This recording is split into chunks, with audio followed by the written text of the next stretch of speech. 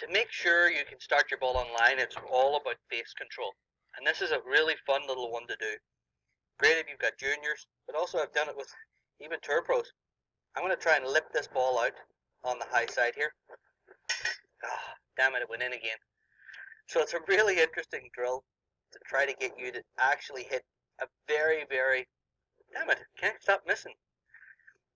Something we never say to each other, right? It's too hard. So this really narrows my focus. I actually really like this drill before I play golf. Okay, clearly I need to work on it a bit more because I haven't been able to rim one out yet. But what it's really doing is it's narrowing my focus. So the more I get the hang of this here, I'm going to get one here. There we go. It's narrowing my focus so I could actually start to make that little adjustment. For me, I had to aim just a little bit right of where I thought I was. And now I'm actually starting to be a little more fine-tuned. So when I go to the golf course that day, my aim and my feel of where I actually am aiming is going to be much tighter after doing this drill.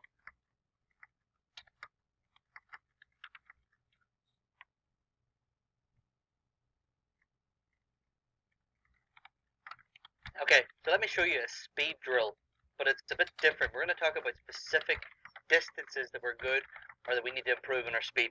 And I call it 2-2-2. So basically we're going to take 2 steps, a tee in the ground, 2 more steps, a tee in the ground, and I've done the same thing 2 more times.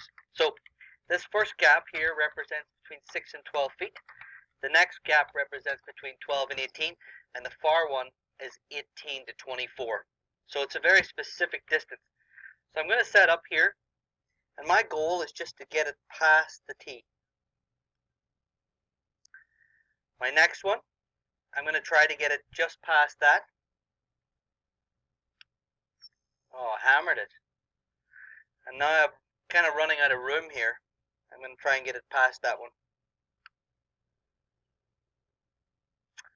So I only managed to get 2 in the right spot, so I'd have to start again. The perfect example of doing this well would be maybe 4 or 5 balls right in between each other. If you've got good going forward, then do it backwards. So starting from here and working your way backwards. Once you get good at this section, then move forward to the next section and into the next section. So you've got 6 to 12 feet, 12 to 18, 18 to 24. If you're managing your speed control in these distances, you will have a very good day on the greens.